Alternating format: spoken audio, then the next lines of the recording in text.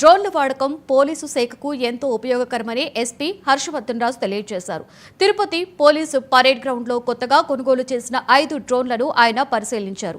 జిల్లా కలెక్టర్ సహకారంతో అత్యాధునిక డ్రోన్లను కొనుగోలు చేశామని అన్నారు. డ్రోన్లను ఆపరేట్ చేసేందుకు 40 మందికి శిక్షణ అందించామని చెప్పారు. అసాంఘిక కార్యకలాపాలకు పాల్పడిన వారిపై కఠిన చర్యలు తీసుకుంటామన్నారు ఎస్పీ హర్షవర్ధన్.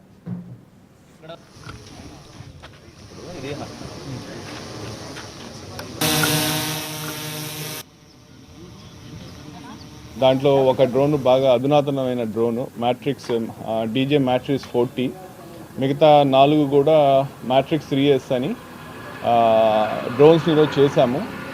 దీంట్లో వీటి యొక్క ప్రధానమైన పర్పస్ ఏమిటంటే ఈ మధ్యకాలంలో ఈ యాంటీ సోషల్ యాక్టివిటీస్ సంబంధించి కావచ్చు, తర్వాత పోతే లా అండ్ ఆర్డర్ బందోబస్తులో కావచ్చు, లేకపోతే అదర్ మెయిన్ బందోబస్తు యాక్టివిటీస్లో కానీ అదర్ ప్రోగ్రామ్స్ అన్నింటిలో కూడా మనం డ్రోన్స్ని విరివిగా యూజ్ చేస్తున్నాము. సో కాబట్టి వాటి డ్రోన్ యొక్క కెపాసిటీ మనం పెంచుకోవాల్సిన సందర్భంగా ఈరోజు మనం అదనంగా ఇంకొక 5 డ్రోన్స్ని తీసుకొని రావడం జరిగింది. ఈ డ్రోన్స్ వాడకం వల్ల నిజానికి మాకు పోలీస్ శాఖకి ఎంతో ఉపయోగకరంగా ఉంది. యాక్చువల్గా చాలా ప్లేసెస్ ఇప్పుడు మనకు గాంజా కన్జ్యూమ్ చేసే ప్లేసెస్ కావచ్చు, లేకపోతే ఇదివరకు గ్యాంబ్లింగ్ ప్లేసెస్ కావచ్చు, లేకపోతే అసాంఘిక ఎలిమెంట్స్ ఉండే ప్లేసెస్ అన్నీ కూడా చాలా వరకు మనకు దూరంగా సెక్లూడెడ్ ప్లేసెస్లో ఫార్ ఆఫ్ ప్లేసెస్లో ఉంటారు.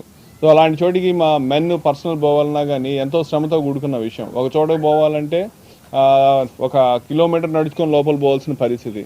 పోయిన తర్వాత అక్కడ ఉంటారో ఉండరో తెలియదు. సో వెళ్ళి వచ్చేదానికి దాదాపు ఒక హాఫ్ డే టైము దానికి అయిపోయేది. అక్కడ మనుషులు లేకపోతే మనకు హాఫ్ డే వేస్ట్ అయ్యేది.